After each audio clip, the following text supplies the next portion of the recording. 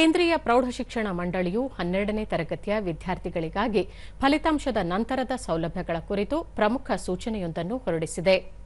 ಮೌಲ್ಯಮಾಪನ ಪ್ರಕ್ರಿಯೆಯಲ್ಲಿ ನಿಷ್ಪಕ್ಷಪಾತ ಮತ್ತು ಪಾರದರ್ಶಕತೆಯನ್ನು ಕಾಯ್ದುಕೊಳ್ಳಲು ಬದ್ಧವಾಗಿರುವುದಾಗಿ ಮಂಡಳಿ ಹೇಳಿದೆ.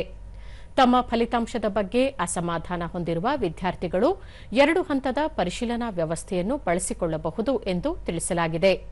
ಮೊದಲನೇ ಹಂತದಲ್ಲಿ ವಿದ್ಯಾರ್ಥಿಗಳು ತಮ್ಮ ಮೌಲ್ಯಮಾಪನ ಮಾಡಲಾದ ಉತ್ತರ ಪತ್ರಿಕೆಗಳ ಸ್ಕ್ಯಾನ್ ಮಾಡಿದ ಪ್ರತಿಗಳಿಗಾಗಿ ಆನ್ಲೈನ್ನಲ್ಲಿ ಅರ್ಜಿ ಸಲ್ಲಿಸಬಹುದು.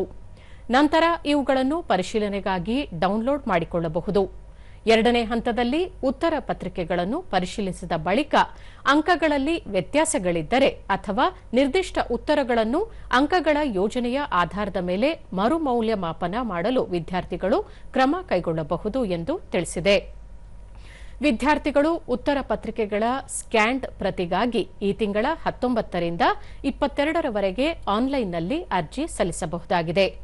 ಇದಕ್ಕೆ ಪ್ರತಿ ವಿಷಯಕ್ಕೆ ₹700 ಶುಲ್ಕ ನಿಗದಿಪಡಿಸಲಾಗಿದೆ.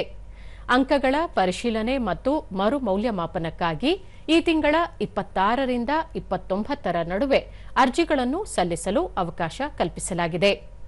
ಫಲಿತಾಂಶದಲ್ಲಿ ತಮಗೆ ಅನ್ಯಾಯವಾಗಿದೆ ಎಂದು ಭಾವಿಸುವ ವಿದ್ಯಾರ್ಥಿಗಳಿಗೆ ತಮ್ಮ ಅಂಕಗಳನ್ನು ಮರುಪರಿಶೀಲಿಸಿಕೊಳ್ಳಲು ಸಿಬಿಎಸ್ಇ ಈ ಅಧಿಕೃತ ಪಾರದರ್ಶಕ ಸೌಲಭ್ಯವನ್ನು ಒದಗಿಸಿದೆ.